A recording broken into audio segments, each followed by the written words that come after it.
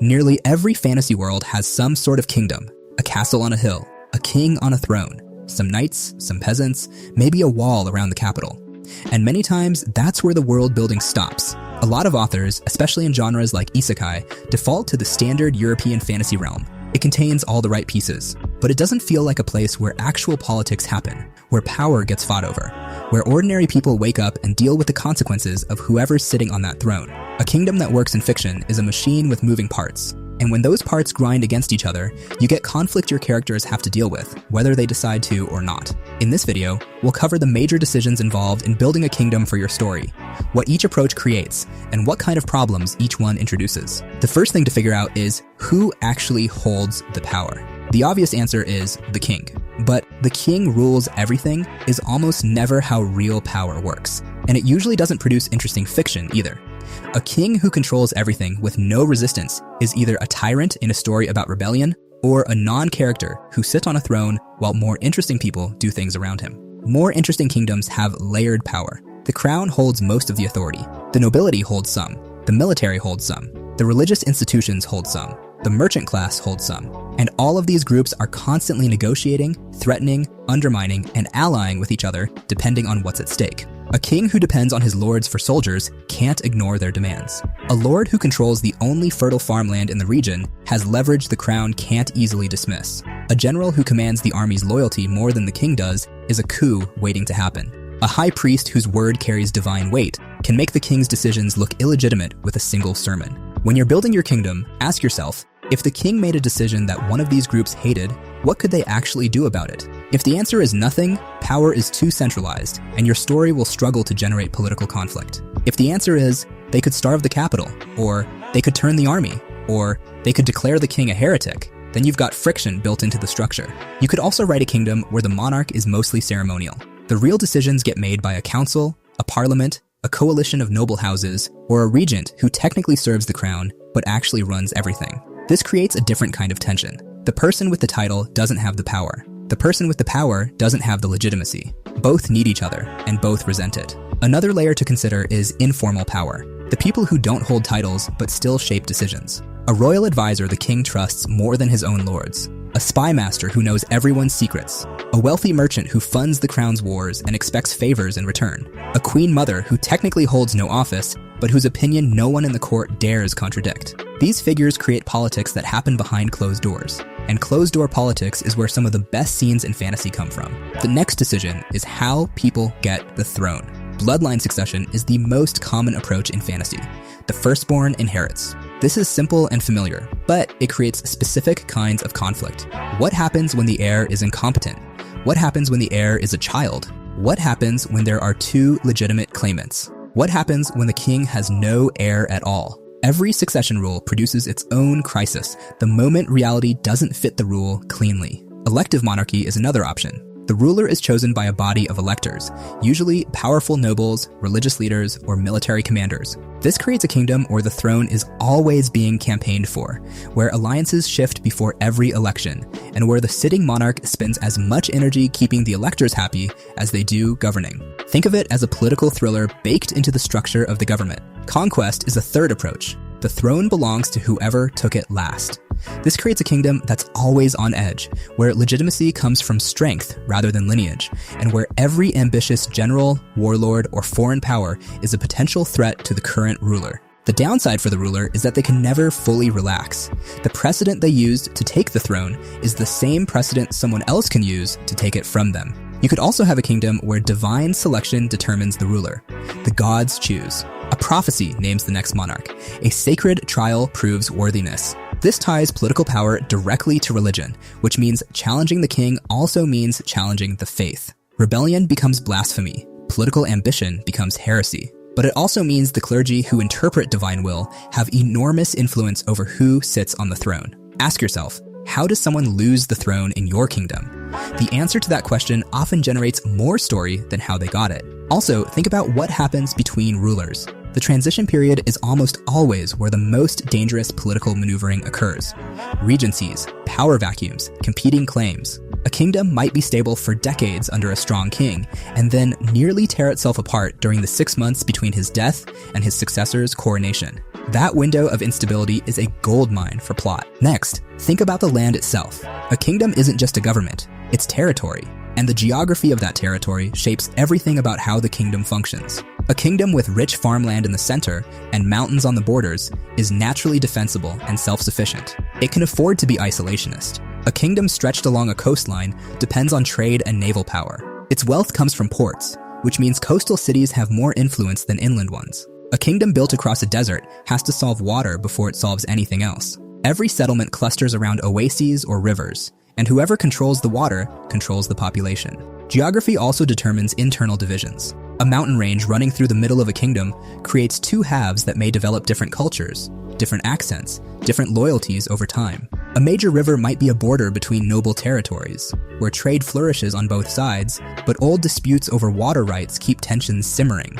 An impassable forest might isolate an entire region from the capital, letting local lords govern however they want, because the crown can't easily reach them. The best kingdoms in fiction feel like the geography and the politics are intertwined together. The duke who controls the mountain pass has outsized influence because every trade route runs through his land. The coastal city that generates half the kingdom's tax revenue expects a seat at the table when policy gets decided. The northern provinces that produce the best soldiers resent being ruled by a southern capital that's never seen snow.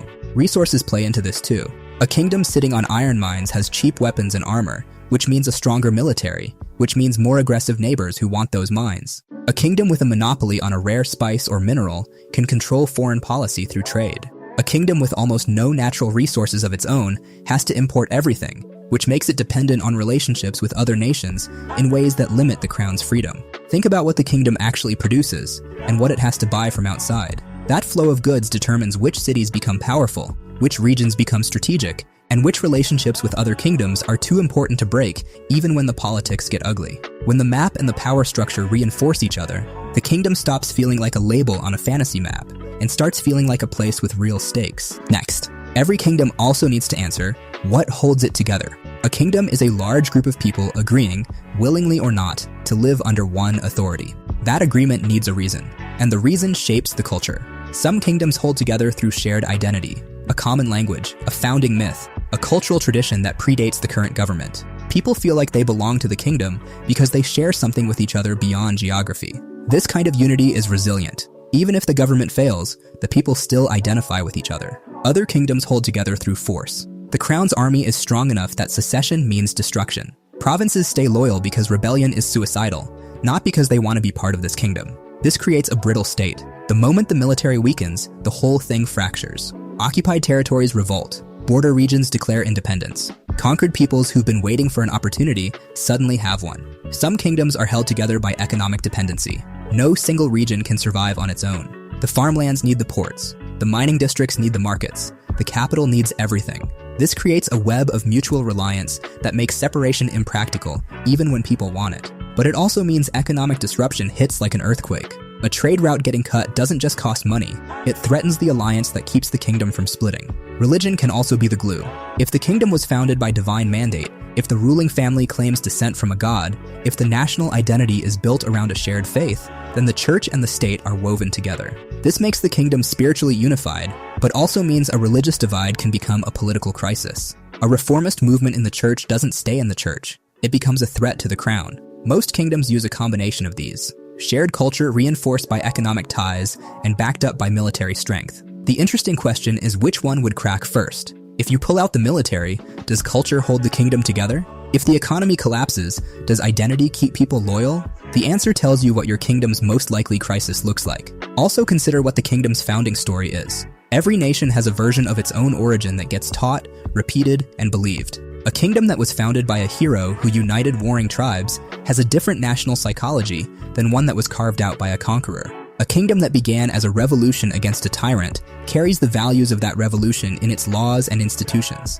even centuries later when nobody alive remembers the original fight. The founding story matters because it shapes what the kingdom tells itself about who it is. And when reality stops matching that story, that's when identity crises begin. A kingdom founded on freedom that now relies on forced labor. Or a kingdom founded on unity that's become deeply divided. The gap between the myth and the reality is a massive source of internal conflict for your story. Next, think about what daily life looks like for the people who aren't in charge. Most of your characters probably aren't kings. They're soldiers, merchants, farmers, priests, criminals, or minor nobles trying to survive in a system they didn't design. What does the kingdom feel like from the bottom? Taxes are a good starting point. Who pays them? How much? What happens if someone can't pay? In some kingdoms, tax collection is handled by local lords, which means the burden varies wildly depending on who your lord is. A generous lord lets a bad harvest slide. A cruel one takes the grain anyway and lets the village starve. That difference alone creates contrast between regions that makes the kingdom feel painfully realistic. Justice matters too.